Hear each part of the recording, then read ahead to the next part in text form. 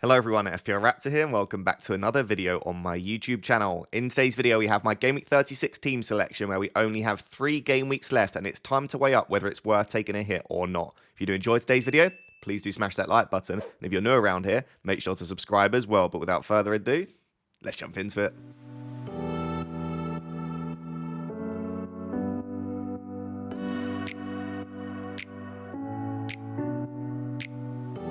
So guys, I firstly want to apologise for the lack of content over the past 5 or 6 days. I was at Mr. FPL Harry's stag do, which was a long weekend. We got back late on Monday, and then on Tuesday I was in London recording FPL Therapy, and that is a pretty long day as well, recording and editing it. So I didn't actually get back home until like very late on Tuesday night, which meant that this is the first video I could get out. So I do apologise. If you want to blame someone, blame Harry. But let's go through how I did in Game Week 35, because this is my first video since, and then look ahead to Game Week 36. And as I said in the intro, there is the possibility that I do actually take a hit this week, or maybe captain a differential player, because I just want to make one final push towards the end of the season. So, Game Week 35 actually went quite well for me. It was a little green arrow from 19k to about 15k, with 57 points all out.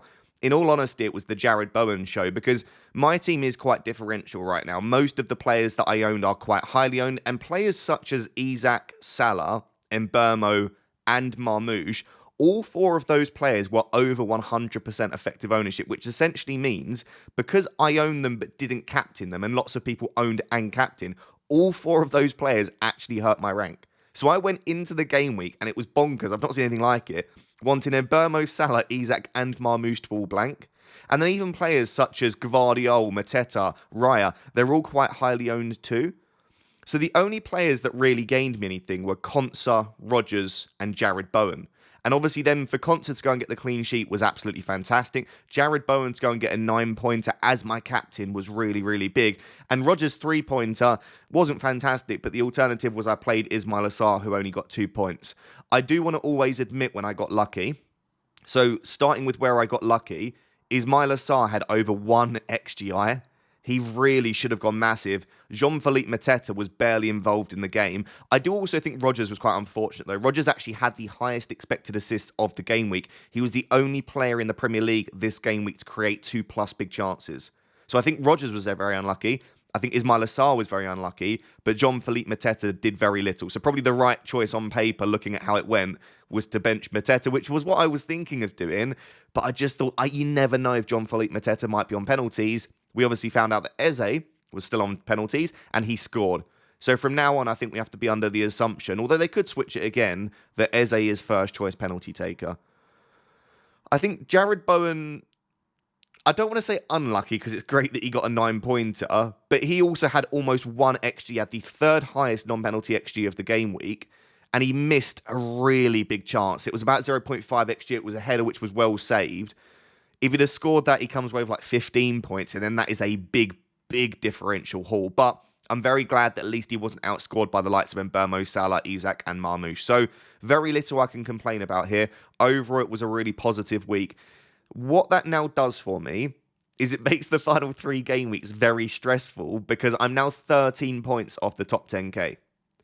That is within touching distance, because at the start of the game week, I was about 21 points off. So I've gained quite a bit now, and it puts me in a position where I have to go for it. As I've said for the past few weeks, I don't necessarily want to or expect to or ever aim to finish top 10k. For me, top 50k, as I said throughout the season, that is the target. So I'm very well there now.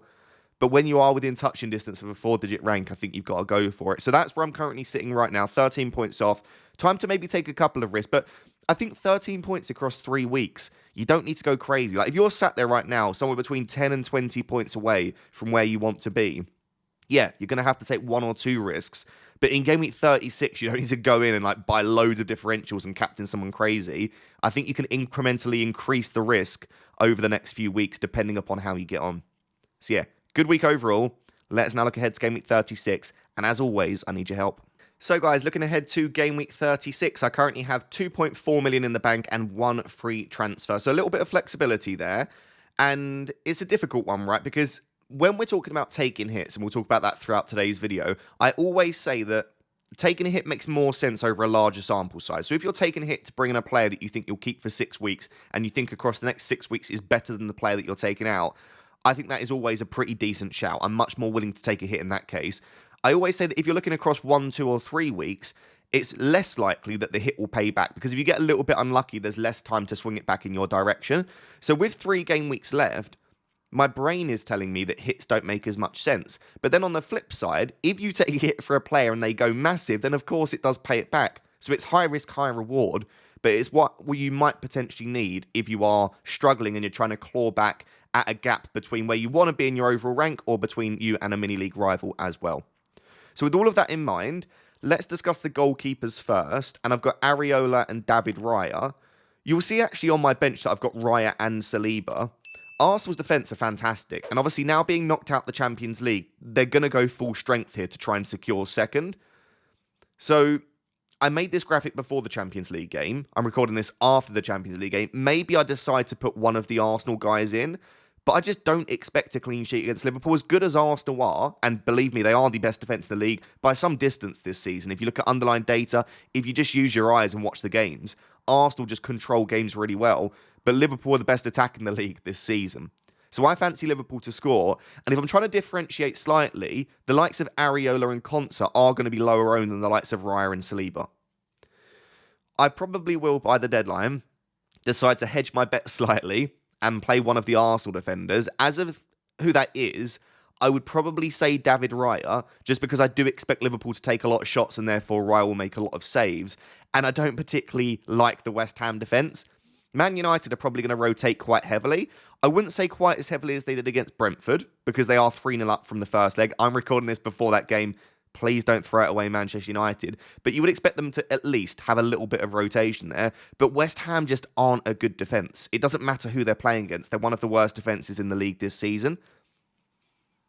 So, a little bit less rotation for Man United. Not a very good defence in West Ham. I think I could see myself putting Raya in before the deadline. But right now, I'm just like, I might just back against the Arsenal defence. With that in mind, I've put Ezri Konsa in. I don't think Bournemouth away is a particularly good fixture either, though. I expect Bournemouth will probably score there. We know that Villa are better defensively at home. So again, I could just play Saliba instead. I should also know, I've got Connor Bradley on the bench. With the news that Trent is leaving, is there a chance that Bradley starts the game? And if Bradley does start the game, would I prefer to have Bradley against Arsenal at home or Saliba against Liverpool away? Maybe Bradley against Arsenal at home. The concern is there's just no way to know that. Unless we get a team leak, which we probably won't because it's way after the deadline, or unless Slot says something in his press conference along the lines of, we're going to start Connor Bradley for the final few to see how he gets on. There's just no way to know that. And then I just don't think it's worth the risk of starting him ahead of Konsa or Saliba. So these are the things going on with that third and final spot, because really Konsa, Saliba and Bradley, none of them are ideal. I do like the other two defenders. Gvardiol against Southampton away is great. The concern with Gvardiol is he's like 92% effective ownership at my rank, which basically means everyone owns Gvardiol. And then quite a few people now own Ruben Dias. And some people have the likes of Kevin De Bruyne, who picks up a clean sheet point. So basically, if Man City keep a clean sheet, it actually hurts my rank. And even if Gvardiol goes and gets an attacking return, he's just owned by so many people that it doesn't actually benefit me. So owning Gvardiol is really like rank protection as much as anything, which is a bit boring to say, but that's the stage we're at. When he's such a good asset and he is the best defender in the game to own, lots of people are going to own him. But Southampton away is a great fixture. And then with Munoz, I suppose there is a chance that Munoz is rotated, but he's a bit of a fitness monster. The real worry for Crystal Palace players for rotation is actually the game after the FA Cup against Wolves, because they're playing the FA Cup final on Saturday. They've got their game against Spurs on Sunday. So Sunday to Saturday is a decent enough turnaround. But then after the FA Cup on the Saturday, they play against Wolves in game week 37 on the Tuesday. So that is a much quicker turnaround, especially if they do win. You would imagine that there could be a lot of rotation after the celebrations. But I would expect Munoz to start against Spurs. Spurs always find a way to score a goal, but he's got so much attacking threat, and Spurs are really susceptible on the counter-attack, and that's when Munoz is at his most dangerous. Is that a good defence this week? No. I've got 4 players playing away. I've got some suboptimal fixtures in there. If this was a normal game week, let's say you put my exact team that I've got here in game week 26 or something like that, I would almost definitely be using a defender transfer, because I just don't really love starting Konsa most weeks. And I'm very happy for the clean sheet last week, but not much attacking threat. Villa do find a way to concede quite often. I don't really like the fixtures for Saliba. Bradley is a bit of a rotation risk. The goalkeepers that I've got don't have great fixtures. And I would find a way probably to use a transfer, but with only 3 free transfers left, I think I'd rather attack it with the attackers and bring in players for my midfield or for my forwards. But there are a combination of transfers I'm looking at which do make sense in the defence. I will discuss my possible transfer plans and my watch list after we've gone through the team in its entirety. But if possible, I'd like you to convince me in the comments not to use a transfer on the defence because it does just feel low upside. So that's the defence. I need to decide if I want to start an Arsenal player or not. Let's move on to the midfield 4. So moving on to the midfield 4, I'm actually pretty happy with the midfield this week. We've got Bowen, Mbeumo, Salah and Sarr starting at the moment with Morgan Rogers on the bench. Lots of away fixtures this week, which doesn't necessarily matter, but you do prefer to see the home fixtures. Let's start with BRUYNE Mbeumo. I was happy to go against him in 35, maybe wrongly so, but I just thought that I didn't see it as a perfect matchup for him. I thought United could keep Brentford down to maybe 1 or 2 goals. It ended up being 4, so I was definitely wrong on that. But it was just a week where I felt that I was okay going against BRUYNE Mbeumo. This is not a week where I feel as confident going against him, and I'm not saying he definitely will be my captain. But last week, I wasn't like, yeah, straight away the armband goes on Mbeumo. As soon as the game updated, I was like, get the armband on Mbeumo against Ipswich away. And the reason for that is Ipswich are a team that will just go toe-to-toe with their opponent quite often, which will suit Brentford quite a lot. In the reverse fixture, and it doesn't always mean anything, but in the reverse fixture, he accumulated 1.29 XGI. I just think this is a matchup and game that heavily suits him. And we know that regardless of who Ipswich are playing at left-back, they are weakest down the flank that Mbeumo operates down. It just feels like a matchup that's made for him. Against the promoted teams this season, so he's played them 5 times, he's only blanked once, and he's averaged across those 5 games 12.8 points per game against the promoted teams. And Mbeumo just loves playing against these weaker opposition. So when I put that all together, we know that he's got penalties, he shares set pieces with Damsgaard, he's got good underlying data, and he loves these sort of games, and it's a good matchup for him. Even if you ignore previous games, just like looking at it, it's a matchup that suits him. BRUYNE Mbeumo is the standout captain for me. There are other options. If I had Kevin De Bruyne in my team, I'd be super, super tempted, but I don't. And so at the moment, he does appear to be the standout for me. I've also got Jarrod Bowen. And I think it is a nice position to be in to have both Bowen and BRUYNE Mbeumo.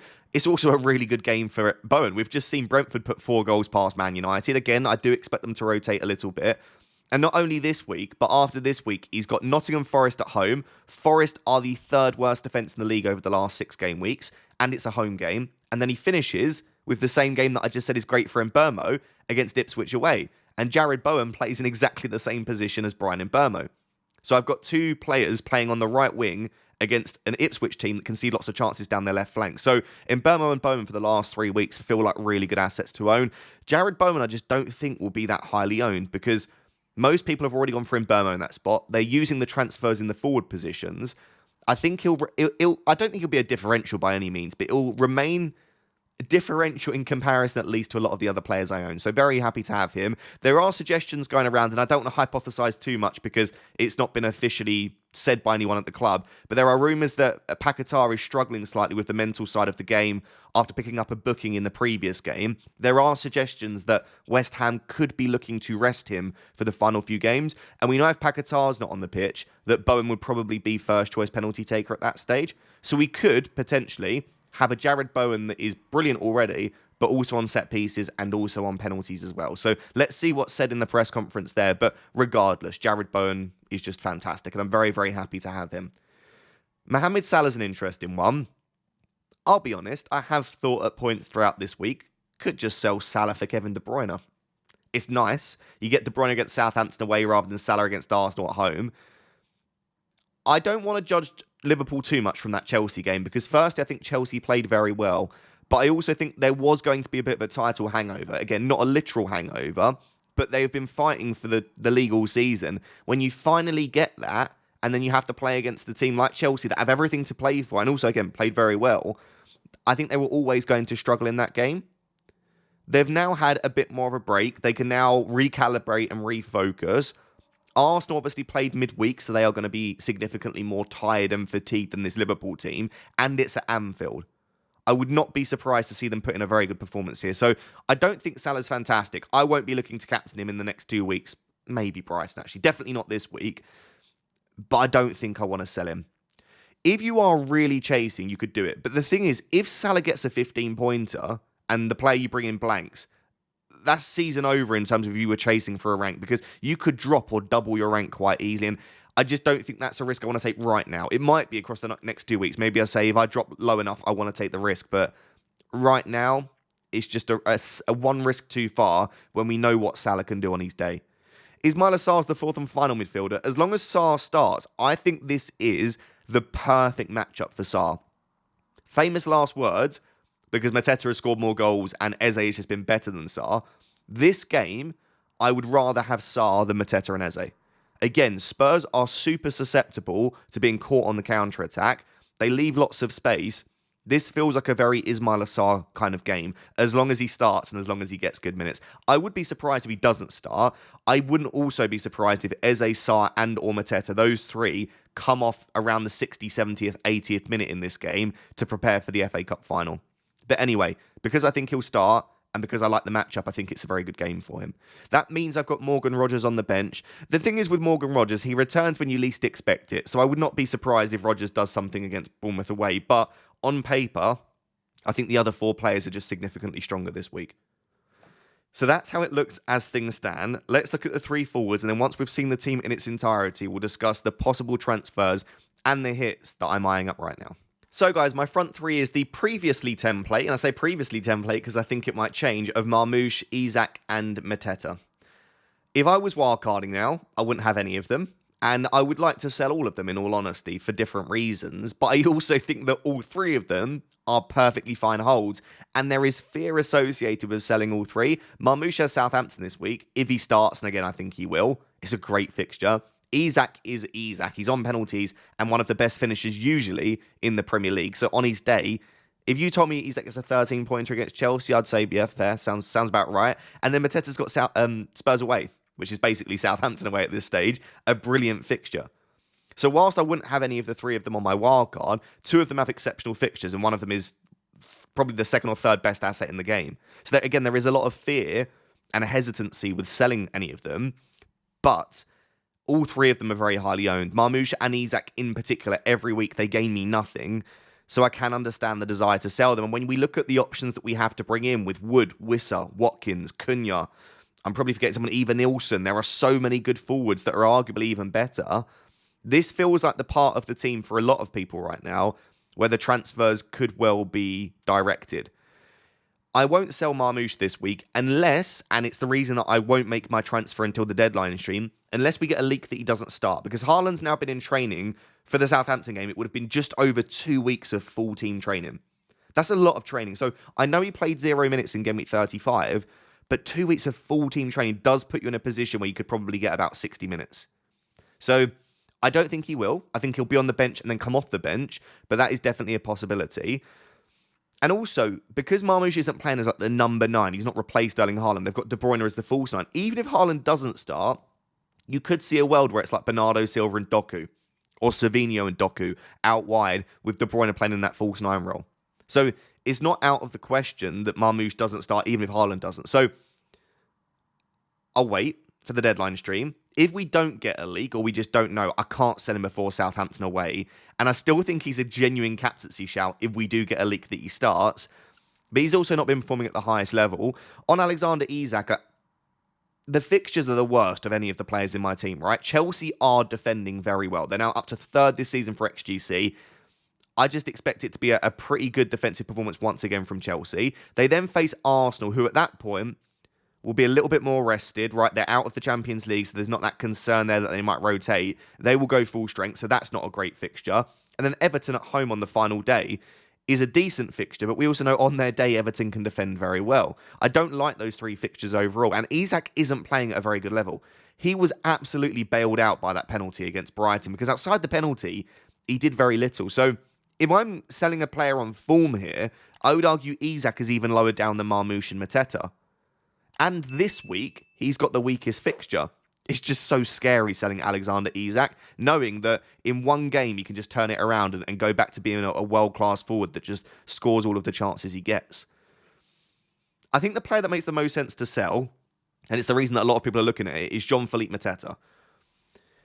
So with Jean-Philippe Mateta, I think it makes sense to sell Mateta before the season ends, right? Next week he's got Wolves, and we know that they play the FA Cup final on the Saturday, and then Wolves on the Tuesday. I would not be surprised to see Eddie Nketiah start against Wolves if Mateta starts and gets good minutes in the FA Cup final. So the Wolves game is a real concern in terms of rotation. And even if you say, nope, I expect him to start against Wolves, Wolves have been pretty good. And then it's Liverpool in game week 38. So whilst the Spurs game isn't bad, his minutes might be reduced ahead of the FA Cup final. He then has a game where we think he could be rotated, then it's Liverpool. So Jean-Philippe Mateta is probably a sell at some point across the next 3 game weeks. Why not get it done early and bring in a player such as Wood, Cunha, even Watkins, but also Wissa? A lot of them have great fixtures this week and are just probably better assets now for the final 3.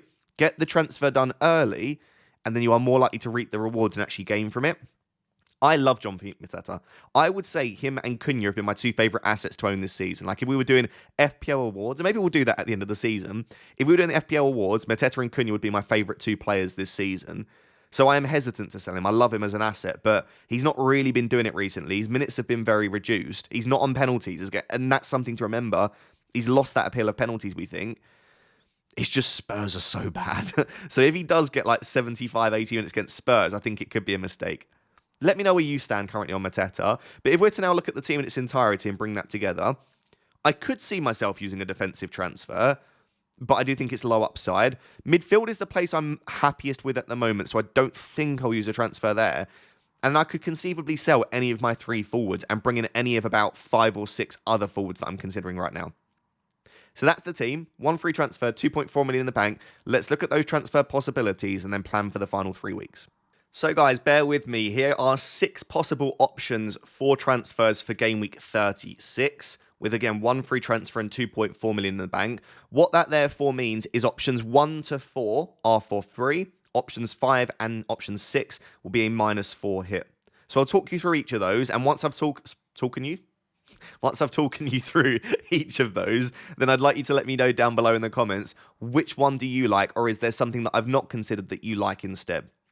I've put a star next to the 3 that, as of right now, I think are most likely, but also one option, and again, at the moment, is probably the one I'm thinking makes a lot of sense, is actually to just roll the transfer. I don't need a transfer this week, but I also don't want to get too passive. Option 1 is the transfer that everyone is making, and that doesn't necessarily mean it's a bad one, but it's to sell Mateta to Wissa, Cunha, or Wood. This is the most straightforward and likely option for me as of right now if I make a transfer. In terms of whether I would go for Wissa, Cunha, or Wood, I love a penalty. You guys know I love a penalty. And I love talking about baseline bonus, don't I? Players that are good for bonus points if they pick up a return. Cunha and Wood are both on penalties, and Cunha and Wood are the 2 best forwards in the Premier League this season for baseline bonus, and also for bonus points at all. Like in terms of accumulated bonus points, they are the top 2. So on paper, Wissa makes the least sense because he's not on pens, and if he scores, he's less likely to get bonus points. But I am leaning towards Wissa right now because he has just scored so many goals even without pens, and he often gets 2 returns, which means that he will often get bonus points. And Brentford don't always keep clean sheets, which means that often their defenders don't get bonus points. So it's really between Wissa and Mbeumo normally for the bonus. So I just think his underlying data is so strong. Ipswich is a great entry point this week. I could see him going absolutely massive. But because I'm seeing so many people go for Yoane Wissa, like he seems so popular. I think he'll be like 70% plus EO by the end of the week. I'm then looking at Cunha. And again, if I speak about my favourite player to own in FPL, it's one of Mateta or Cunha. I could just switch one for the other. I think with Strand Larsen struggling for fitness, and with Wolves, they're up into like 13th now. I think they just want to go as high as they can. I would not be surprised to see Cunha playing 90 minutes in the final 3 games. There is just a little bit of concern, right? There's a tiny bit of concern that just, they don't need to play him. He's definitely off. Looks like he's going to join Man United or another Premier League team. Why continue to play him? Other than just Vitor Pereira just wants to win all of the games available, which makes a lot of sense in all honesty. But that's the only thing that I'm a little bit unsure on, is how good are his minutes. And then Chris Wood is just not for me. Right, I like the Leicester at home game. It's great. And then West Ham away is nice as well. But just overall, it doesn't excite me that much. He does score a lot of goals. He'll probably get a 9-pointer at least once, if not twice, across the last 3. I just want to chase who I think has a higher ceiling in Wissa and Cunha. For me, those 2 assets have the potential to go 13 plus points on a regular basis, whereas I just don't feel that with Wood. So yeah, Mateta to Wissa or Cunha is very, very likely if I sell Mateta. Option 2 is to sort out the defence. As much as I think Connor Bradley could start the next 3 games and he could start the final 2, and in which case he'd be a great option, he's probably the defender that I'm least confident in terms of minutes. So Connor Bradley to Ait-Nouri or Williams is quite possible. I think I would go for Ait-Nouri, simply because, again, the Forest defence is already quite highly owned, and they've just not been very good recently. Wolves have actually been pretty defensively solid. And when I look at just attacking upside, Ait-Nouri is monstrous. In the last 6 games, he's created 12 chances, so 2 chances a game, and he's had 10 shots in the box. Like, he is playing basically like, you know, like Munoz, when we're like, he's basically a right winger. That's what we're getting with Ait-Nouri on the left side. And I actually don't mind the fixtures overall for Wolves. So I think Bradley to Ait-Nouri is an option that I am considering. Option 3, I would say, is the least likely on this page, just because I think Ismail Assar is absolutely great this week. But let's say I have real doubts over his minutes. Let's say Glasner comes out in the press conference and says, we're going to rotate heavy, and I'm concerned. I could do Ismail Assar. Basically, I think it would be for a Forest midfielder, so Gibbs White or Elanga. Leicester at home is such a good game for the attackers that I quite fancy that. I think I would go Elanga, but Elanga had that little spell where he just wasn't getting great minutes, whereas Gibbs White, pretty much across the whole season, has just been getting consistently good minutes. And I kind of like the matchup for Gibbs White against Leicester. I feel like he'll pick up some really good pockets in the centre of the pitch, but I just don't see myself doing it. I could also buy Kevin Schade, by the way. I just think I'm going to keep Ismail Assar most likely. Option 4, you might be looking at it and thinking, have you lost the plot using one of your final 3 transfers on this? But it makes sense, is to do Saliba to Van den Berg. The reason I like Saliba to Van den Berg is it improves my defence for this week. I'd start Van den Berg ahead of Konsa, so I immediately improve my starting 11. The other reason is Saliba to Van den Berg gives me 0.1 wiggle room on doing Ismail Assar to Cole Palmer. Because I've already got 2.4 million in the bank. This frees up another few million. So yeah, I'd be able to do Ismail Assar to Cole Palmer. You might think, why do you want Cole Palmer? It looked like a switch had been flicked in the Liverpool game. He looked back to his normal self. And if he has another good performance in Game Week 36, going into a Man United game in Game Week 37, before what should be, hopefully for Man United, a Europa League final, Cole Palmer could be arguably the best captaincy shout. If I don't want Cole Palmer, though, I could then obviously also afford, if I do Saliba to Van den Berg, to do Sarr to Saka for free too. So it just offers me that option of selling Ismail Assar before what we expect to be a heavily rotated team against Wolves for one of Saka or Palmer for free. And also improves my team for this week. Like, option 4 is a serious option for me. It just requires a bit of boringness and patience this week when lots of people will be bringing in Wissa, Wood, Cunha. I'm bringing in Van den Berg. So that's something to think about. But yeah, that is definitely an option. And then, like I said, option 5 and 6 are hits. And if you're wondering why I would take a hit, it's for Kevin De Bruyne against Southampton. So if we get a leak that Kevin De Bruyne starts, and again, I expect him to, he's had really good minutes recently, there is the option to take a hit. I think the only time this hit would make sense, though, is if I think, and I want to, if I think De Bruyne is the best captaincy option and I want to captain him. If I don't want to captain De Bruyne, and I still want to captain Bryan Mbeumo, it probably isn't a hit that I should take. But let me talk you through it. So to get from Sarr to De Bruyne, I have 2 ways to do it. I cannot do Mateta to Wissa. If I could do Mateta to Wissa and Sarr to De Bruyne, I think I would just get that done. I would have to, if I want Wissa, sell Isak. So that would be Isak to Wissa, Sarr to De Bruyne. That's option 1. Or if I want to sell Mateta and keep Isak, it's Mateta to Eva Nilsson I can afford, and then Sarr to De Bruyne. Let me know if you like either of those. Just because I think Isak is a much better asset than Mateta for the final 3, or at least a slightly better asset, I've put a star next to the Mateta to Eva Nilsson option because I think that is slightly more likely. And yes, across the next 2, you might say Eva Nilsson's got Villa and City. Like, why would you bring him in? Villa at home. We know that Villa themselves are better at home. They're not as great away from home, so it's not an awful fixture. They play then Bournemouth against Man City after the FA Cup final, remember, on the Tuesday night. So Bournemouth against a heavily rotated Man City team could do really well. And then he finishes against Leicester at home. If I'm chasing going into Game Week 38, I think I'll captain Eva Nilsson. So I'll probably look to bring him in anyway. Because when I look at the captaincy options, if I'm really chasing, Saka and Salah will be relatively highly captained, especially Salah. And I don't love many of the other options. Whereas Eva Nilsson against Leicester at home, with the way that he's been playing, they might still be pushing for 8th place Bournemouth. That's a real good captaincy option. So I quite like option 6 as well. So yeah, to recap, option 1, 4, and 6 are the most likely for me. It depends how aggressive I want to go. It depends how much I want Wissa, how much do I want De Bruyne, do I mind taking a hit? What do I want for the future as well? Because this now means, by the way, if in game week 37 I want to buy Watkins, I can't sell Mateta, which was the original plan. I then have to sell Isak. So it's like, how much do I want Watkins? Do I mind selling Isak? So there are permutations, as I'll discuss when we move on to the final section. So before that final section, let me know, out of those options, which ones do you prefer? Let's now look ahead to the final few weeks, 37, 38, and what I'm currently planning right now. So guys, just to finish up then, I'm going to go through each of those 3 options over on Fantasy Football Hub just for the final 3 weeks and show you how it will differ. I honestly haven't actually done this fully myself, so this is just basically I would normally do this off camera, but why not do it on camera to just show you how my brain's thinking. So apologies if it's a bit messy. As always, if you want to check out Fantasy Football Hub and do this yourself and sign up ahead of next season, then make sure to check out the link down below. So let's go for option 1 first, which was Mateta to Wissa. So I plugged that transfer in. Really nice amount of projected points actually for Johan Wissa this week. So feeling pretty good if I do make that move.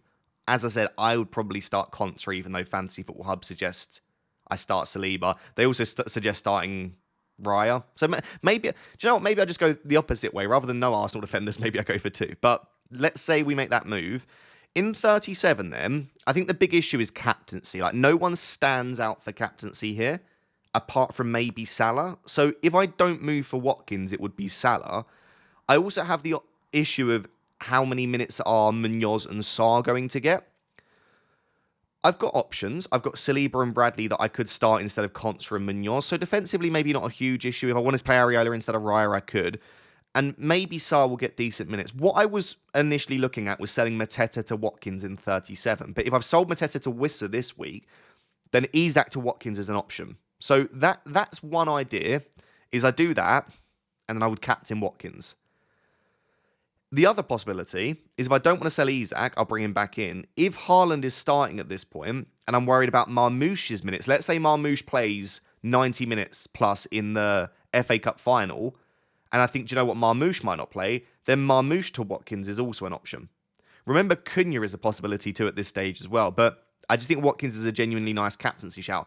The concern with Watkins' captain is he only got 71 minutes in 35 and Marlon came on for him. If he keeps getting subbed around the 70th, 75th minute, then that'll make him a weaker option. So that's one option there. I would want to think about captaincy, though. Maybe I just default to Salah, but it doesn't feel that exciting. Other options?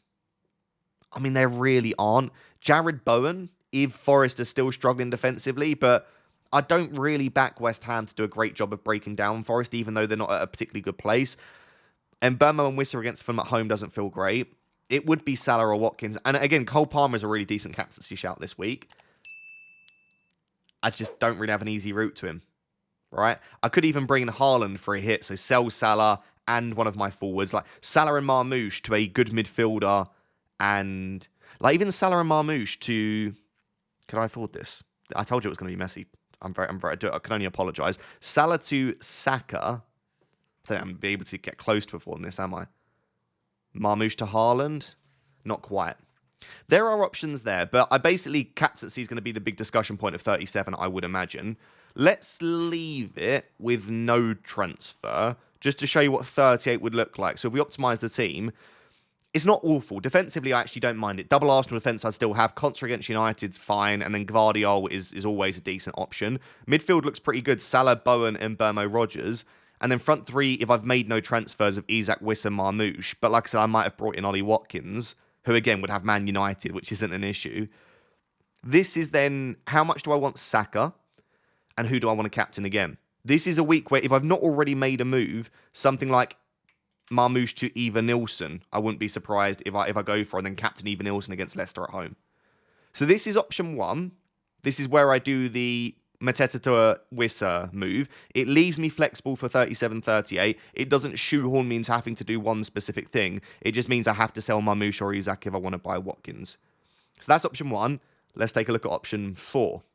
So guys, option 4, or option 2 in this case, was to sell Saliba to Vandenberg, the really passive, boring move that will probably make no sense on paper, but does give me the most flexibility in terms of captaincy for 37. So yeah, the move would, I think, improve my defense slightly. Obviously, I'd sell Saliba, so I wouldn't have Saliba for 38, so it weakens my defense in 38, remember that. but it gives me a slightly better defence this week. I then have Conser and Bradley on the bench. So going into 37, I'd have 4.9 million, and I'd be able to deal with the issue of Ismail Assar, and I'd bring in probably Cole Palmer or Bukayo Saka. I would also then have the issue of Jean-Philippe Mateta, but I'll show you that I can just start potentially Morgan Rogers instead. But then if I also have the issue of Marmoush, then we start to potentially create issues. But I think Cole Palmer is a really decent captaincy shout against United if he has another good performance in 36.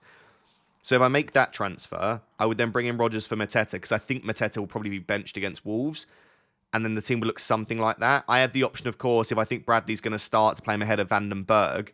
But then, yeah, if I also think Marmoush is a minute's risk, then I might have to take a hit or cause other issues. But it just gives me that Palmer route a little bit easier, because I've reduced all that money from the defence into Van den Berg. What that would then leave me going into 38 looking like is something like this, where I would potentially play... I mean, I'd have a bit of a benching headache here, I suppose, with the attack, but what I would probably do is something like that. And then again, I'm still looking at Evanilson as that player to come in 38.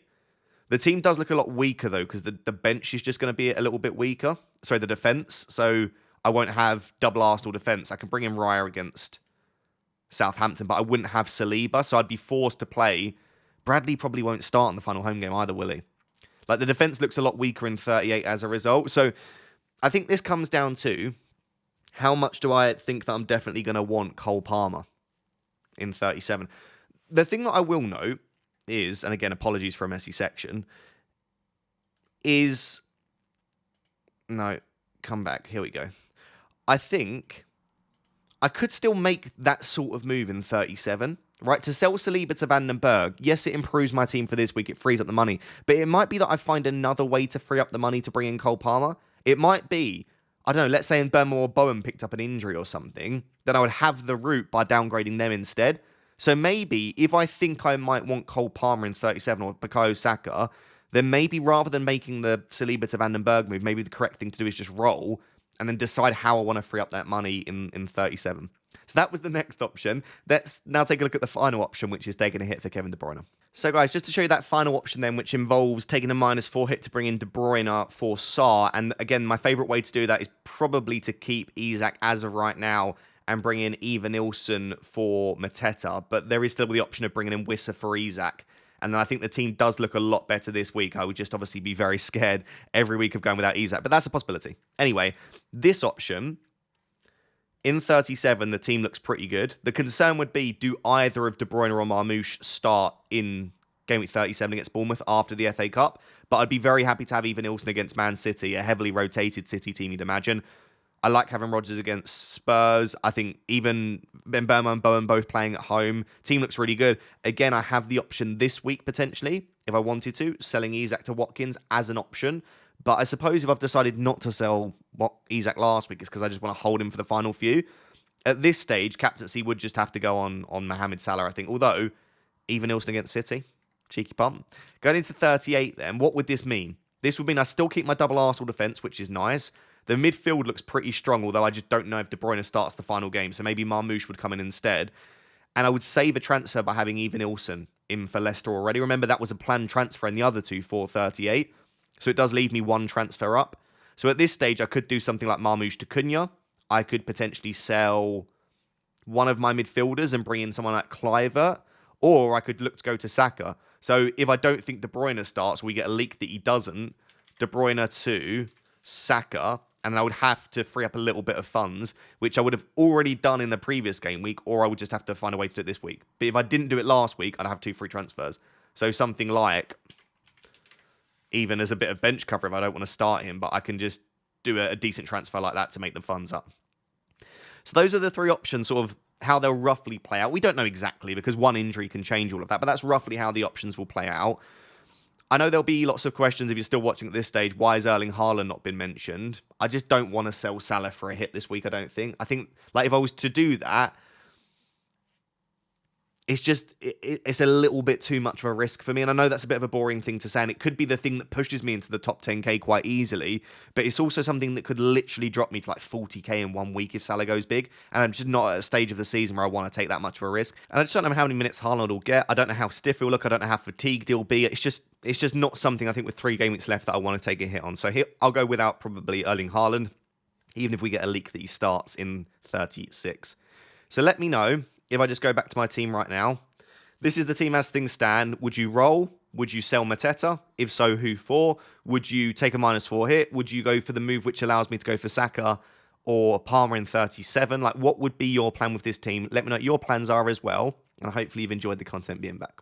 So guys, there you have it. That is my Game Week 36 team selection. Only 3 game weeks left now, so every decision feels very critical. If you did enjoy this video, please do smash that like button. Let's aim for 2,000 likes on today's video. And if you are new around here and you've not subscribed to this point, please consider subscribing. Make sure to check out FPL Therapy, which went live yesterday. But thank you very much for watching. Until next time, bye-bye.